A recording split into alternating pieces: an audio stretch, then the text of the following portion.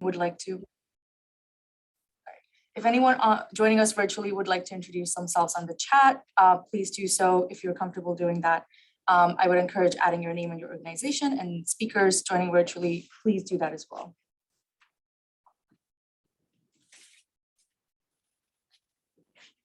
Right, and if we are ready to go, I can begin. Thank you all for joining in person and virtually. My name is Malvika Randive. I am the program coordinator here at SID-US, and welcome to one of our first workgroup hybrid events this fall, which is Localization in the Digital Development Sector, that's hosted by the Digital Development Workgroup. We have a few workgroup housekeeping rules, event housekeeping, before I turn it over to our co-chairs. If you're not familiar with SID-US, we are the largest and the most active chapter of the Society for International Development, an international network that was founded in 1957 to serve as a forum dedicated to sustainable economic, social, and political development. We serve as a global town square for the international development community, bringing together people from diverse organizations, disciplines, and career stages in a neutral, independent forum to share information and discuss important issues and challenges facing our community, as we are doing today. You may have known us as SID Washington in the past, and we've recently rebranded and expanded to SID-United States. There are a few different ways that you can get involved. You can check out our upcoming events. We have several events happening this fall, and also sign up for a newsletter at sid-us.org. You can also apply to be an intern or a volunteer co-chair, or we've recently also introduced a workgroup associate position, which is also a volunteer position with us. You can also follow us on social media to kind of keep in touch with all of our different activities. A few things to note for this session. This session is recorded and it will be shared publicly through our different networks. Live transcription, closed captioning is available for everyone online, and you can enable that through your own personal settings. If you have any questions for our speakers, for everyone online, please post them in the chat box, and we will make sure that we can get your question to the speaker. I do have to say that we may not be able to answer all questions due to the limited time of this event. I will now turn it over to our co-chairs, especially Asit. Thanks, Malika. Hi, everyone. My name is Asit Nanavati. I'm a co-chair here along with Inta on the Digital Development Working Group with SID-US. In my other role, I'm a director at a software company called DevResults. We're a monitoring and evaluation software platform used across the sector.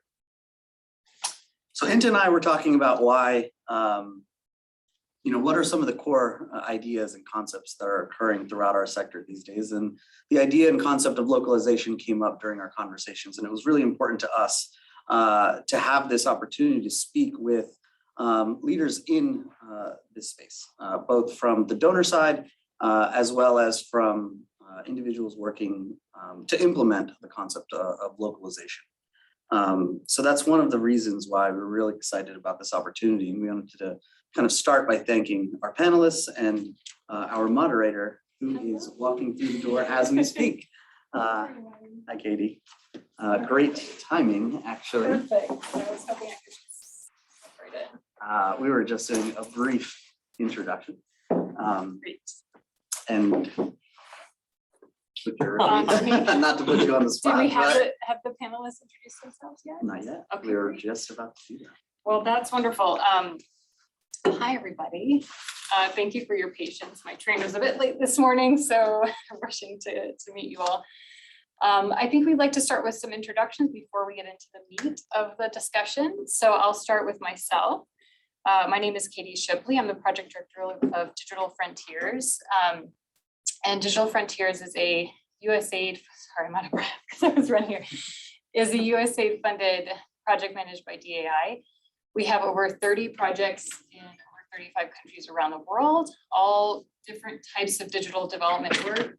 And that ranges from women-owned, community-led wireless network development to advising governments on digital-related policies, to launching cybersecurity awareness campaigns on social media, building the capacity of small and medium-sized businesses to improve their cybersecurity. So really a very wide variety of digital development programs around the world. So I'll turn to Mike to introduce himself next, and then we'll go to the folks online. Great. Hi all, I'm Mike Klein.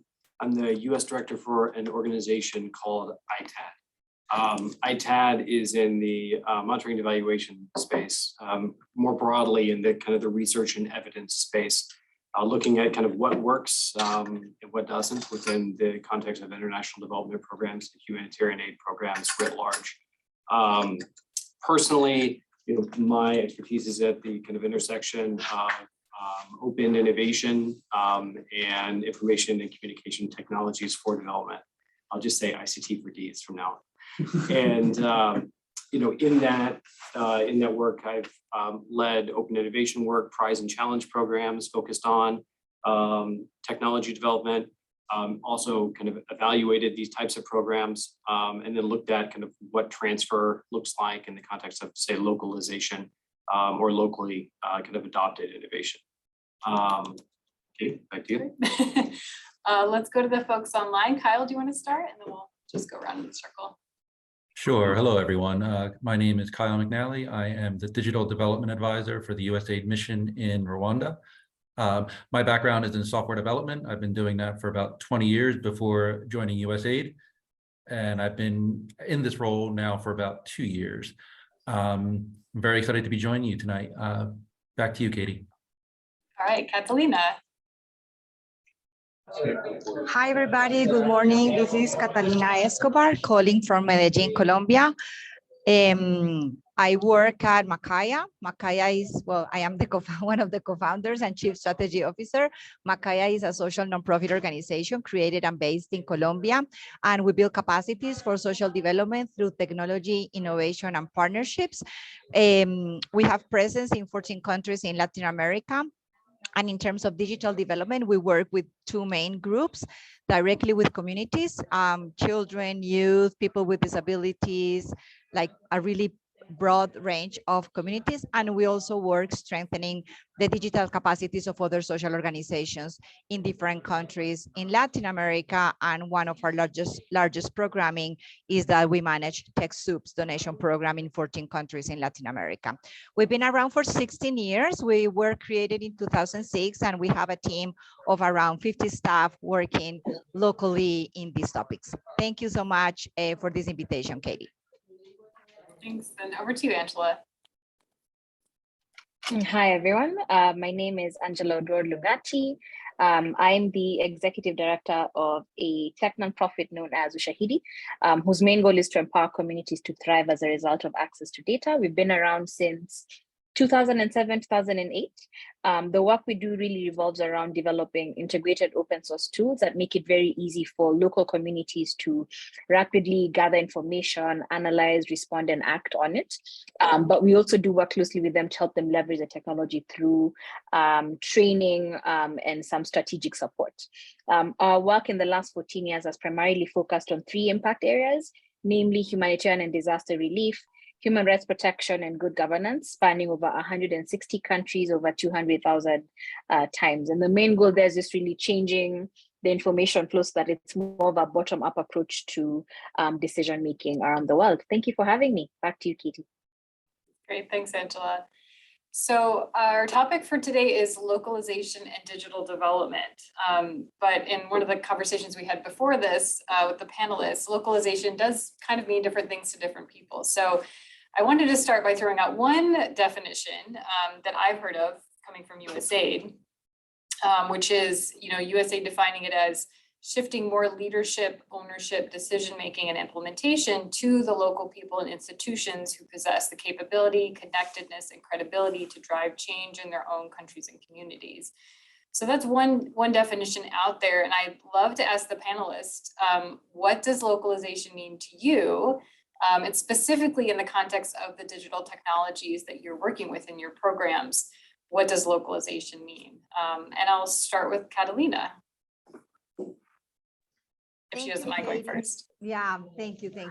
So I think that, well, first of all, localization needs to be a mindset. It's not only a statement. It needs to be a philosophy that needs to be like everybody needs to sort of get on board, and not just as a statement, but as a mindset. And I think that localization also is a process where local leadership actions are acknowledged and taken into consideration for, in this case, the implementation or the development of digital development, digital processes, contents, technologies, among others. I think localization also involves the respect for local talent, institutions, and leadership. And again, thinking more of this as a process and as a philosophy and as a mindset. And also, it involves co-creation, because I think that the more knowledge is taken into consideration for a process, especially in technology and in digital development, the better outcomes we're gonna have. And also, I want to say what localization to me is not. And I think that localization is not simply transferring like a north-south process or knowledge. It's more about building together and eventually transferring this local leadership more than the processes to local institutions, but also considering that there's a lot of local innovations already happening. There's a lot of amazing talent in the different countries, and I talk specifically about Colombia, that needs to be taken into consideration. So that's in a nutshell. Katie, back to you. Thank you. Before we move on, Catalina, thank you so much for sharing your definition and perspective. Is localization something specific that you strive to do, or is it just sort of how you've gone about your business and the way you define it? I think that is just a word used by development practitioners in the North. Honestly, to us, this is like the way of doing business. So I think this is the way we do everything locally, taking into consideration the communities, working together, co-creating. And when I think about localization, like from USAID to local institutions, I would expect the same. So for us, it's the way of doing business. Great, thanks, Catalina. I guess I'll shift to you, Mike, if you want to share what your perspective definition of localization is and how that intersects with your digital development work. Sure. I think, just to put it plainly, I think it's taking context into account and ensuring you're working alongside and preferably led by local stakeholders and those that will inevitably benefit from the programs that you're seeking to design or the technologies you're seeking to adapt.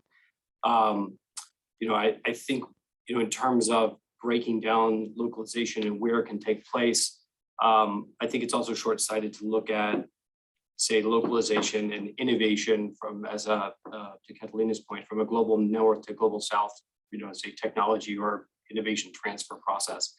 I just wrapped up work looking at global south to global north innovation kind of uptake and use. And at the very core of that was, what do communities, what are they looking for in a technology that is, robust, actionable. In this case, it was frugal, to be able to meet the needs of, say, the most marginalized and those that may not have access to, say, international tech tools and skill sets to meet their own local needs. So in that instance, it was kind of also an empowerment type of dynamic. Angela, do you want to go next? Yeah, absolutely. I think I'll probably just be building off of what Catalina and Mike said. So just adding on to that, I think localization in the context of the work I've been doing at Ushahidi means meeting our audiences where they are. And it means making it easy for them to adapt whatever tools are being built so that they can make them their own. And I think a significant function of that for us has been making the tool open source and licensing it in a way that makes it easy for people to customize it. So that it's not just necessarily taking one blueprint and trying to apply it somewhere else the way it is. It also means making the feature set flexible for people to use, allow people to define their own surveys and things like that. But most importantly, it's also making sure that they can interact with those tools in their own languages. English is universally used, yes, but it's not the first or main language of use in many parts of the world. And so, you have to make an extra effort to make sure that the tools are also in languages that these audiences can interact with. And I know that there's also still more work to be done to bridge that gap, even when it comes to documentation. But when you look at it beyond the development of tools, I think it goes back to Mike's point. I think it also means making sure that the local communities that are directly affected by the issues that our platform is trying to surface also have the agency to use it to influence change. And I use the word agency in a very, very deliberately. Right? Most of the time we'll have tools being built or being set out, and you look at local communities either as extractors and implementers alone. But if you're really talking about agency, you want that to be ownership. You want that to be some sort of decision-making power. So that's what localization means for me. Can I put you on the spot, Angela, to share maybe a specific example of an Ushahidi use where you do see like the local community being very involved and owning the data and the platform use? I mean, there's plenty of examples over the last couple of years. One of my favorite ones, it's not necessarily active right now, but it popped up around in early 2020, just when COVID was taking a peak in Spain. And there was this local community, local tech group that came in and partnered with local NGOs and set up the platform to make it easy for them to connect people who are in need of help with those who could help. So a mutual aid kind of platform. And I think the beautiful thing for me was not only the fact that they were able to corral and rally up thousands and thousands of volunteers to really help marginalized groups in their area, but that they were also able to take this tool and develop a model that they were able to replicate in 23 different countries. So they set up a structure of how to put out surveys. They did all of the documentation in Spanish. And it was, here is a model, this is where the servers are, here's a list of all the different partners that we worked with, and here's how you can do it. So there ended up being over 23 Frena La Curva maps in Spain and in Latin America speaking countries. There's plenty of other ones in Kenya. I mean, we've worked with PEPFAR and USAID before for the Dreams Innovation Challenge. We work with local communities that were trying to reduce HIV prevalence amongst young girls and adolescent women. And they use the platform to collect feedback directly from these girls and have that influence their programmatic work. Great, thanks so much, Angela. Kyle, do you have anything to add on this point? There's been a lot of great comments so far. The one thing I will add, for me, localization is really just a kind of a reminder of how we as digital development professionals should always be thinking and acting, and kind of the evidence for this. I'm thinking of the principles for digital development, right? There's 8 or 9 kind of rules of thumb for how we should be working in this space. And I think the first 2 of them are design with the user, which we've already heard from everyone. And it's important to say it's not design with the user in mind, it's design with the user, like they need to be with you in this process. And that applies whether you're in the north or the south or somewhere in the middle. And also another one that I think of is, understand the ecosystem. You need to understand your user, design with them, understand the ecosystem that you're building for, and the best place, and really the only way to get that information is from people who are living in the place where you're designing the solution. So that's what localization means for me, a reminder of how we just need to be working all the time anyway. Yeah, back to you. That's a great segue, Kyle, because when I was reading the USAID sort of formal definition of localization, I had the same reaction of like, okay, well, this is what I was supposed to be doing for the last 20 years of my career. And, especially thinking about it in digital development, I think there's some, unique challenges and opportunities there for how we do our work. But I guess I was going to phrase this question differently, but now I'd sort of like to ask, why don't we think this is happening more in the digital space? What are the challenges that we face in having more locally led digital development sort of initiatives or technologies?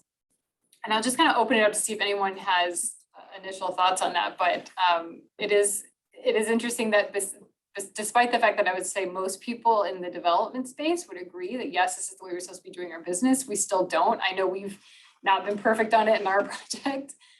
So what do we think those barriers are that we face in that? And happy to see if there's a volunteer who wants to go first.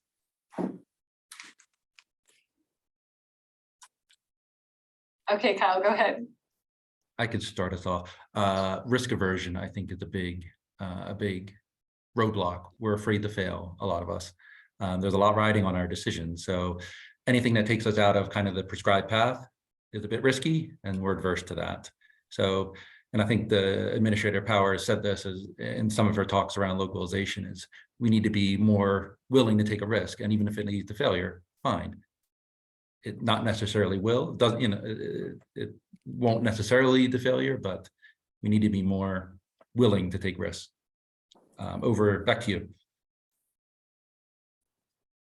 Yes, go ahead, Catalina. I think it's also a matter of trust.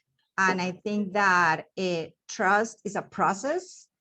And I think the more there is trust in local institutions, I hope there's going to be more trust in that localization is important. And I think that, I don't know if this word makes sense in English, but I think is the fear of losing control. That I think also, and I think is related to your point, Kyle, of risk, is okay, what if we don't control this anymore? So I think that there's this controlling part behind everything, that maybe that's why localization hasn't happened. And I think there's also a little bit of empathy that needs to be for localization to really happen. I think that we've seen the change in the last years, definitely, but I think there's still a long way to go. In open innovation, there's kind of a concept of innovators delivering kind of based on kind of a more open process versus kind of a traditional kind of prescribed approach of delivery. And there's a curve that kind of goes alongside that in terms of kind of impact and when it's realized. You typically see just a traditional kind of USAID programmed type approach seeing benefits earlier than an open innovation approach, where you're looking at kind of a wider swath of kind of implementers or innovators that are going to be delivering on some of these things. But over time, and you need to take a longer time horizon to see it, what you typically see is open innovation approaches bring more innovation and more impact, but over a longer time horizon. So you're looking at 7, 10 years. And the type of programs that we typically see within a development context is a 5-year program that may be renewed or so for a year or two. So I do think that it doesn't enable us to really look at some of the more longer term impacts that could be realized. And I think it was, to Kyle's point as well, there's a lot of risk aversion that goes with kind of trusting someone to deliver on a longer timeline as well. Great point. Angela, yes, if you have something to add, please. Yeah, I think just to add on top of what everybody else has said, I think there's one other challenge as well, which is sustainability, right? So so there's a lot of work that's being done to build capacity, right? There's, and I think there's also some effort being done around the co-creation, but then what happens when the funders are no longer involved, right? Like, how do you get the local actors to actually have capacity beyond the skill set to be able to run with these projects? How are they going to afford keeping them running? Because more often than not, what you find is at the end of a project, that's the end of the implementation of the technology tool as well. So I would bring in sustainability as another angle or another challenge when it comes to localization. Yeah, I was going to say that's something we faced on our project as well, Angela. I sort of briefly touched on it when I was introducing our project, but we have one grantee, just an excellent organization that goes around and organizes women to create and own these, wireless network and connecting their communities. But we had a very large grant we wanted to give them, and they were so small, they just don't have the capacity to actually take that amount of money and take it to the scale that we want them to. And so we ended up sort of mixing the grant into, cash grant and then in kind. So we actually mean, some of it building their capacity so that they can continue to grow past the term of our project. But that is a real challenge for us, is when you find a great local, locally based organization, they're often just making it work. They're just like any entrepreneur, right? They're like pasting it together and getting through the day. And USAID's not, at least our client, is not really structured to be giving money to those types of organizations. They demand a lot more structure. And so that's something that we've seen and struggled with as well. And then the other thing is just finding organizations that you can also trust are doing localization as well, because there may be organizations that are based in the country where you want to work, but it doesn't mean that they know the communities that you're particularly targeting. So there's like, sometimes there's like levels of trying to figure out, do you have the right approach or not? And I'm not supposed to be talking, I'm the moderator, but those are just a couple of things that you made me think of, Angela. So those are the challenges, but what are we missing out by not doing it? What are the opportunities that localization provides us for our goals? And happy to have anybody who wants to start that to go ahead.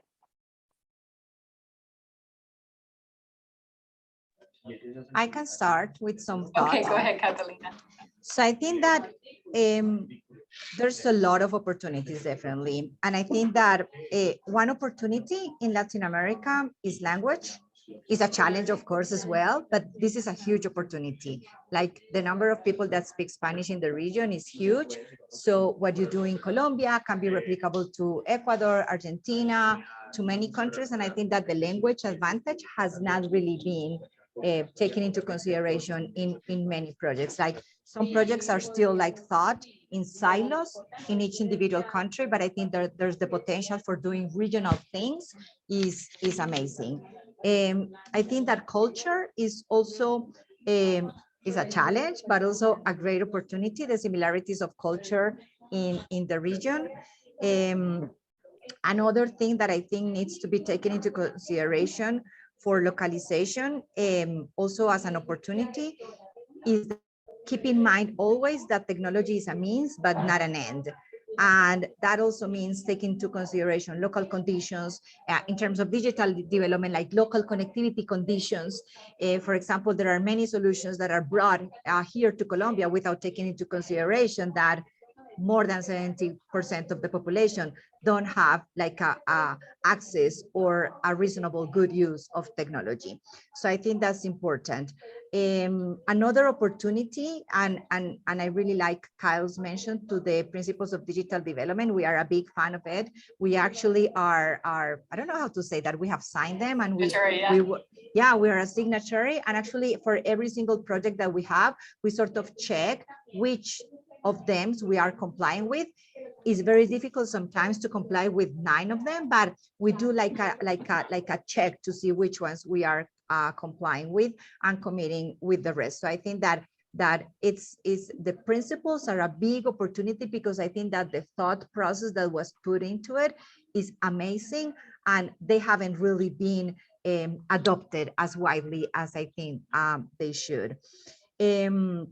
The other opportunity that I think is really big is that we need to think that we are all, like all organizations, multilaterals, development organizations, international NGOs, we are all co-responsible for the development of the communities that we work with. So we are not necessarily competing, but we need to figure out how do we work together and how each of us brings different values to the table. So I think that there's a huge opportunity to really understanding what's the role of each organization in a different project, in a process, or in the development of a community.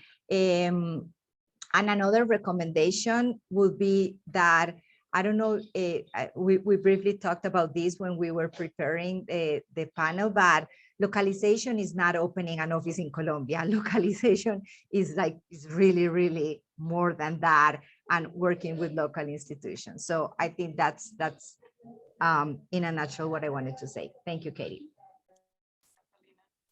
Anyone else like to speak about the opportunities that localization provide to improve your programs, whatever sort of comes to mind? Mike? I can go next. Okay, go ahead. Go ahead, Mike. Go ahead, Angela. Okay, just very briefly. I think the beauty about localization is that it can also lead to scaling of efforts and with much faster speeds than what we see now. I mean, collaboration is definitely amazing, but then if we're really looking for wider scale, getting those solutions to be owned by local actors would probably help that scale much faster. And then I think in the long run as well, building resilience in communities, because you'll have that capacity kind of ingrained within local actors, and it also becomes much easier for knowledge transfer to happen. That's a great point. Thank you, Angela. Mike, did you want to go? Yeah, sure. And I think just to kind of reframe the opportunities question and just kind of highlight the need for localization. In kind of ICT world, there's a term or phrase that's passed around. It's Metcalfe's law. Does everyone know Metcalfe's law? It just relates network effects. So as a technology or an innovation gains scale and users, it becomes more valuable. Right? It's why Google exists, is why Facebook exists, or Meta, as we're calling it. And so, Twitter and all these other technologies, and it makes them more valuable, more useful. But at the same time, that value from them is, a direct result of being able to scale, which leaves behind a good number of people, and that's the digital divide. Right? That's what we're seeing. We're seeing a single technology that can't cater to everyone, so it's going to cater to most. And as a result, you have the digital divide. So the need then is to invest into technologies, innovations, and localization, the localization agenda to meet those groups, those populations where they are, and enable them to access the types of innovation technology to address these same needs. So we just wrapped up a piece of work with GSMA and focusing on the US, and Angela, I'm about to call you out here in a second. But it was looking at the iPause system, which is like if your phone ever beeps at you and it says like there has been an earthquake or something like that, that's iPause. Everyone has it on their phone. But it comes in 2 languages, Spanish and English. It requires technology and being located next to a tower. There's whole sorts of different issues that it's a very valuable, very useful, nationally recognized system, but it leaves out a whole bunch of people. And so in the context of localization and the need there, one of the findings that came out of that report was a tool like Ushahidi can be layered in, meeting the needs of local populations to be able to relay and pass on that type of information on SMS, via email, via kind of existing groups. And to me, that's the power behind localization. That's localization working with community groups to adopt a technology. In that case, it's global south to global north in terms of technology adoption. I think that's less important than empowering kind of the end user or the community to meet that need that is kind of created by the digital divide. So that's a really interesting example. Kyle, did you have anything to add on this topic? Yeah, sure. I mean, I think the main opportunity we have is just the ability to grow our collective tool chest, right? If we're engaging more with local communities and local actors, we're going to be coming up and being more inclusive in our processes. We're going to be coming up with more and more creative solutions to common problems.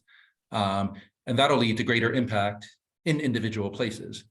So that's the twofold opportunity I see is more variety of tools to solve some of our problems that are very common.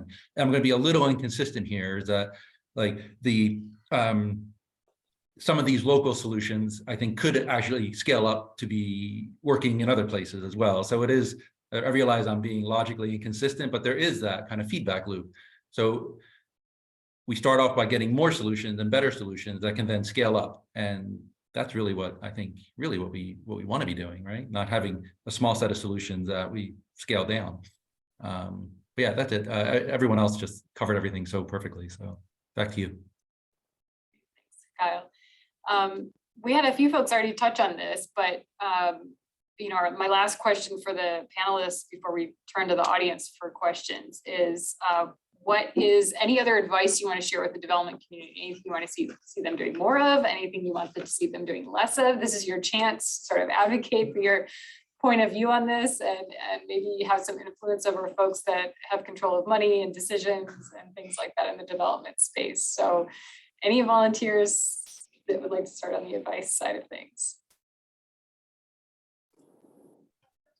Katie, I would like to mention something. Yeah. And is that for localization to become a mindset and like a way of doing business in the long term, I think that international NGOs and development practitioners need to pay a lot of attention to local institutions as at the institutional level. So because there are many organizations in the global north, so that, for example, give us a grant with no overhead and with no money for institutional capacity building, with the mindset that everything has to go to the beneficiaries and to the final recipients. But how are we going to do that if we are not solid, if we don't have processes, if we don't have the systems in place to make sure that development goes really to the beneficiaries? So I think that paying a lot of attention to the institutions as institutions and making sure that with every grant they become better and more prepared than from the previous one, I think that's very important. That's a great point for sustainability too, Catalina, because that is the institution that could keep the work going if they have the right kind of capacity. And correct me if I'm wrong, but we have, given many grants to many organizations around the world, and it's very difficult, especially for organizations that are like in the digital space. So like a local ISP that we've given grants to, having to manage US government funding is so difficult and so onerous. And there's not an easy way around that, but I find that that's a huge challenge for us in engaging new actors, especially in the sort of private sector and digital development space, that I think there's partners who probably wouldn't want to work again with USAID because it's just very difficult and there's regulations we can't get around. Has that been your experience, Catalina, as well? It's been our experience. Actually, we and I see that there are some IREX and PAC people in this event. We have a partnership with IREX and with PAC in the CSM Stand Consortium. And actually, about a month ago, we asked them, please train us in USAID procedures because we don't really know how to manage all these templates and formats and requirements. So I think that on top of the institutional capacity building and strengthening, there's a lot of training that needs to happen so we understand this sort of, in this case, USAID ecosystem. So in our experience, it is, Katie, that is very difficult to navigate in that world. Angela, I assume you've seen the same from Ushahidi's side? Oh, yes. A very, very pertinent point. But the point I was going to add on top of Catalina's was, if you're also going to be doing work around building capacity within the organizations in the way that you mentioned, I think it's also important to start incorporating plans for transition and sustenance at the end of the project. That's also something that doesn't, like, it's a conversation that doesn't happen up until closer towards the end of the life of a project. And then everybody's caught flat-footed, like, okay, so this funding is ending. We don't quite know where something else is going to go. And then it ends up being an intervention that just dies at the end of a project. If we're really looking for true localization, that conversation has to happen at the start as well. How does the transition happen, and the ownership transfer, and what the plans are to sustain it in the long run? Great point, Angela. Kyle, do you have anything to add from the USAID side? What advice do you have for your colleagues and your implementing partners? Oh, that's a tough one. I do need to acknowledge, yes, and the USAID community as a whole is acknowledging that our requirements are very difficult for any organization to meet, especially smaller local, or especially smaller organizations, wherever they happen to be. And that there is a recognition of that. And there's talk of simplifying and making these things right-sized and rational and reasonable. To be continued. That's going to be a long process for this organization to kind of figure out. But like I said, at least it's good that we do recognize it. So And I guess, yeah, my advice, if you're coming into a new place, wherever that happens to be and whatever your background, be humble enough to just recognize you don't know everything, no matter how experienced or wonderful you are. Your toolkit, what you know, what you learned, you know, in other places may not all transfer, and just be open-minded and humbled enough when you move to a new place or start working in a new place to just recognize that, and that'll take you a long way. That's the short bit of advice. And I'll try to deflect any more USAID focused questions as the panel goes forward. I'm sorry, I don't mean to Back put to you or USAID No, no, on the spot, because I know for it's sure. often not USAID who makes those rules either. We've got, you know, it's government taxpayer funds that gets. That is true. We are constrained by Um, Congress a lot of ways. So I could go on, we could do another panel about that if you like, but back to you. Mike, do you have anything else you'd like to share advice wise? Sure. So I think just to kind of complicate it a little further, because why not? I think some of the prescriptive types of outputs and outcomes we look at, there's the localization from like the contractor perspective. And then, you know, dare I say, like there's the localization like from the funding perspective, which is to be aware of locally, you know, what needs to be delivered. Because I oftentimes, you know, if you see a RFA or RFP come out, it's we're going to address this problem in this country for this reason. And it's like sometimes, you know, there's true experts that are looking at this locally saying that doesn't make any sense, right? That's not what I would have done, you know, with the programming. So I think localization from a funder's perspective means, you know, really kind of active listening and engaging locally to really understand what the needs are for kind of innovations or tools or programming. And just to give a shout out as well, again, to open innovation, which is kind of that deliberate approach to opening it up and seeing kind of what types of tools and toolkits exist and funding those. Yeah, we've had some success with open innovation approaches on our project as well, and I've found some really great solutions and technologies to support. You know, I want to throw something in the mix as well. You know, Angela, you brought up a great point about sustainability, needing to have that conversation ahead of time. And I feel like I've been in that in those kinds of discussions before, and sometimes there just isn't a clear path for sustainability, and you can't really tell, okay, if we go ahead and fund this activity, is it going to go on beyond this? Like maybe we have some guesses, we have some things we're going to try, but it's not a sure thing. And I guess one of the questions is, should we still do it? Like, where do we draw that line of how certain, you know, are we sort of need to be like 70% certain that we think there's going to be some sustainability avenue? I don't know. I just wondered if anyone had any reactions to that, because that's a real world issue that we struggle with on our team as well.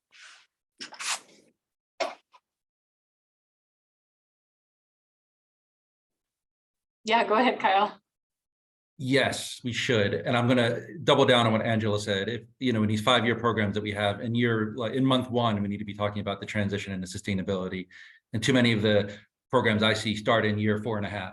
So yes, it needs to be part of the discussion, but there isn't always a clear path. And 5 years is a heck of a long time. So even if something can live for that 5 years, it can still add a lot of value and impact. So yes, that's my answer. But of course, you'll get different answers when you interact with USAID in lots of cases. But it needs to be thought about in the very beginning. But even if there's no clear way forward, it still might be worth doing. Absolutely. Back to you. Great, thanks. Any other final thoughts before we kick it over to our audience for questions? All right, let's open it up. I don't know how you guys do the virtual questions versus in person. Katie, I'm Yes. going to email you the questions that are coming into the Oh, chat. So perfect. if you have access to your email, I do not on the internet yet, but I think this is how we get on. I've got it right there. Oh, it's up there. Yep. But if anyone in the room has questions, I think you can just ask them directly. Yes, please. What's people's experience of getting the local people to contribute to the project of putting up some of the funding or putting up labor to do it and giving them a voice in proportion to that. Question, any thoughts on that? I mean, I can try speak to it from Ushahidi's perspective, but granted, I don't think we've had much. Well, let me not give that caveat. Our tools are largely built to make it much easier for local communities to just quickly whip up something and find ways of trying to solve problems in their communities. And I think one of the biggest motivating factors that we found has been having clarity on the what a problem is, and identifying a common goal, and a direct benefit for them. So for example, whether it is an election monitoring use case, we know that the people who will be jumping in to participate in that project are all united in one goal, which is making sure that the election is peaceful and that there's a free and fair outcome. So the key factor there tends to be, is there a common goal? And is there enough motivation for them to feel like their activity will actually lead to that outcome that they want to see? And then of course, the next thing that's been helpful for us is the platform being built in a way that makes it easy for them to interact with it wherever they are. So what I've seen, I'm repeating myself, but the thing that I've seen to be a factor of success is there being a very common goal that everybody is aligned to, and then people tend to be more willing to put in more effort, whether it is labor or funding. Funding tends to be more difficult, just given the nature of these organizations and what their capacity is. But in terms of putting in people to help out, that we have seen. Catalina. Oh, you're on mute. Sorry, I fully agree with what Angela just said. And I think that sometimes we are able to put like staff and labor, sometimes we don't. But I think that one of the most important things that local institutions contribute is the local knowledge. The knowledge of the local communities, the local of the culture, and some processes and methodologies that we have developed that we can contribute to the projects. So yeah, I think that if there was a process to sort of value the dollar contribution of that knowledge and of those methodologies, I think that our negotiation power will be larger, because then there will be an acknowledgement of the knowledge that we have contributed and created locally. Great. Any other thoughts before we go to the next question? Okay, we've got a question from Jesus Melendez Vicente from IREX, who says, I'm interested if panelists could talk about good examples of international NGOs that are practicing innovation, working alongside local or national partners in a balanced, complementary, and equal way. And what makes those partnerships work? I use for reference GMI Dimensions of Good Partnerships, and he provides a link that folks can find in the chat. Is it about the quality of the relationship? Is it about funding or financing, capacity, accountability, and risk management? So I know we've got folks on the phone who have done, I'm sure, some great innovative partnerships. I'd love to hear from you what you think makes those work.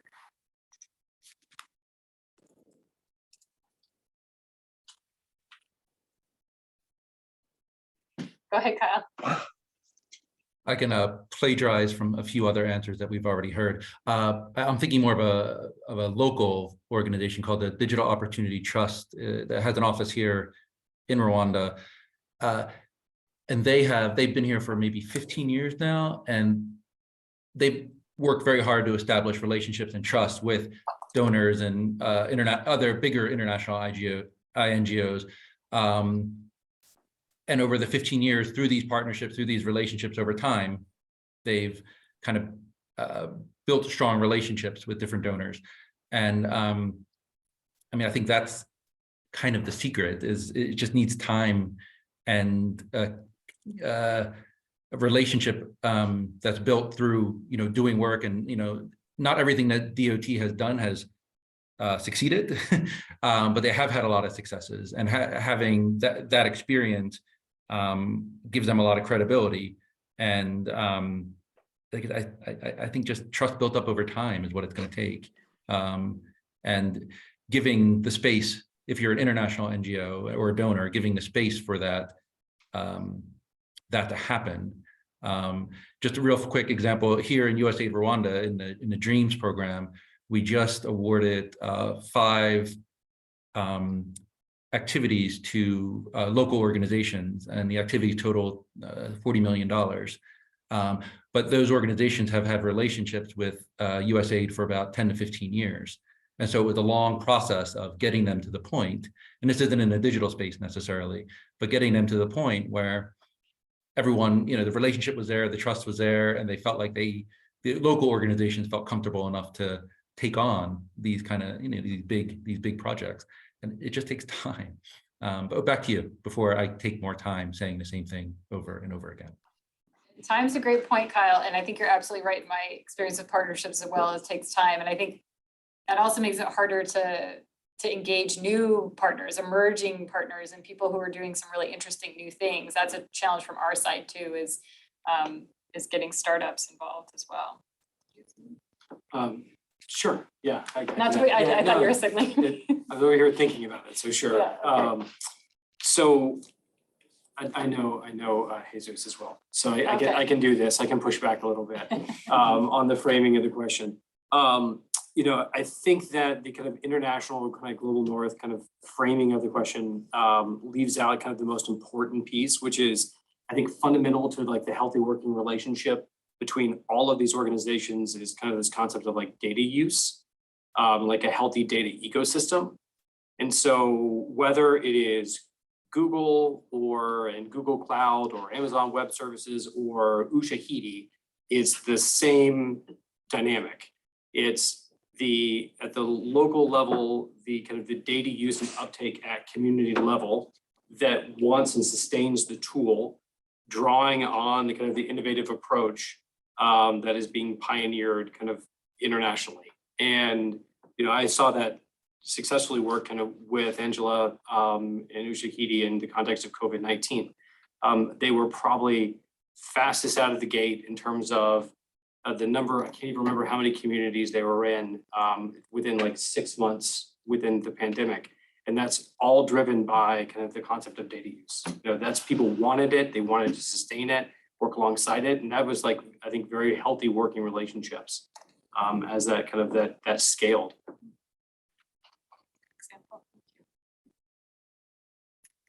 We have another question. This is from Mike. Oh, I'm sorry, Maybe. Catalina. Yes. I have a quick example. Yes, please. We have a current project with the Internet Society Foundation. And I think that we have really based the relationship on trust, respect, flexibility. And that's a great case of an international NGO really being mindful of localization. Let me just give you an example around flexibility. We have a grant from them to train youth in coding and programming and helping them find jobs. Initially, the grant was designed with a very specific age range and for rural youth. And then last year, with the protests in Colombia, we realized that urban youth also needed this type of intervention and that the age needed to be a little bit higher. So we went to them and we asked them, hey, this is the local situation, this is what's going on. Could you be more flexible? Can we increase the age range of the beneficiaries? And can we also target not only rural youth, but also urban youth? And they said, yes, go ahead, we trust you. You do what you think is best for the project and for the country and for the long-term sustainability. So that's a great example of an international NGO really being mindful of localization. Great example. Thank you. Any other thoughts on this question before we go to the next one? Okay, this question comes from my colleague at DAI, Alejandro Solis. Hi, Alejandro. He asks, what tactics could be considered as localization good practice when you're talking about digital development? Is localization bringing a different international development approach, a locally led approach for funding projects? So I think we touched on this a little bit in some of the discussion, but are there any other sort of good practices for localization that we haven't covered that anyone would like to share with the group?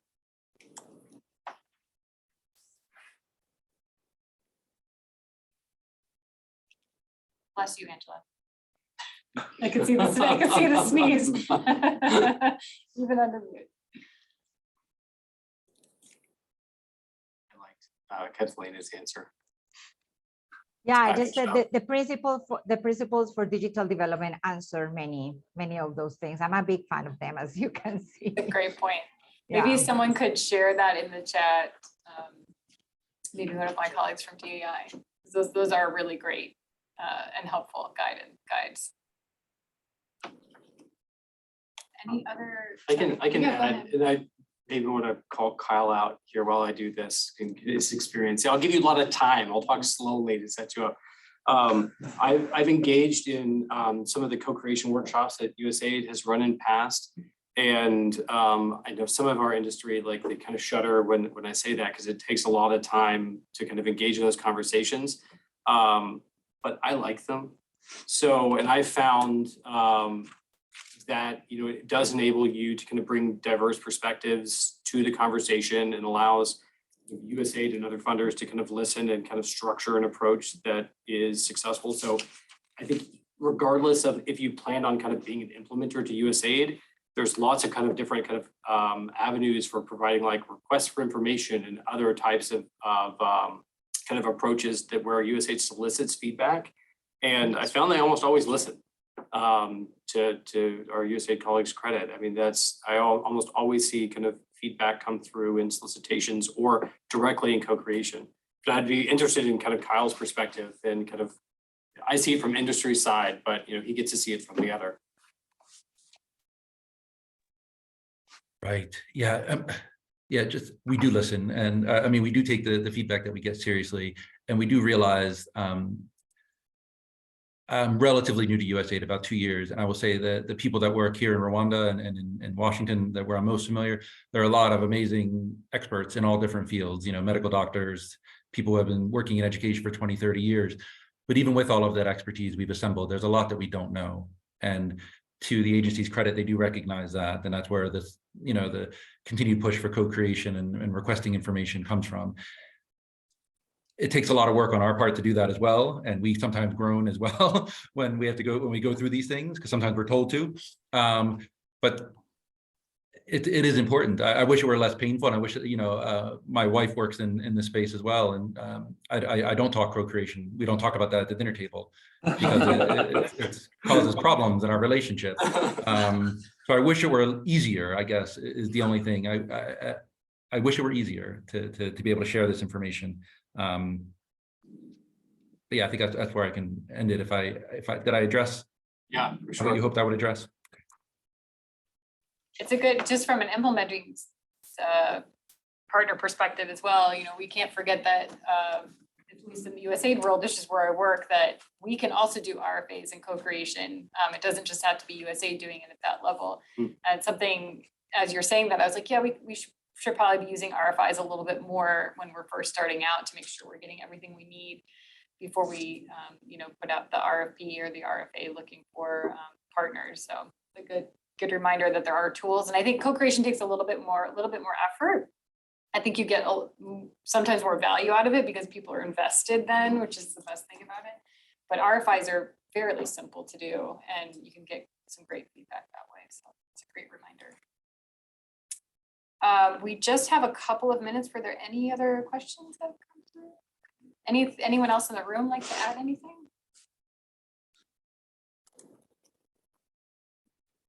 Okay, well, I'd like to thank our panelists so much for joining us, especially Angela and Kyle, who I think it's evening your time. So thank you so much for taking time out of your evening to join us. And I think we'll close with that unless you have anything else to add from the SID side. No, that was great. Thank you to Katie and to the rest of the panelists for really making you know, an idea and a concept that Inta and I had a reality. So we really appreciate the time and consideration that everyone put into making this happen. And I'll just leave with two things. One is to take these concepts, ideas, and things that we've learned today and bring them to your organization and try to push that conversation as much as possible. And number two is that Inta and I will be hosting another event in January with the Young Professional Network as part of the Digital Development Co-Chair. So a little plug to stay tuned and see you soon. But yeah, thank you to Katie for moderating as well. Great. All right, thanks, everybody. See you online. Thank you. Thank you. Bye-bye. That's pro moderation.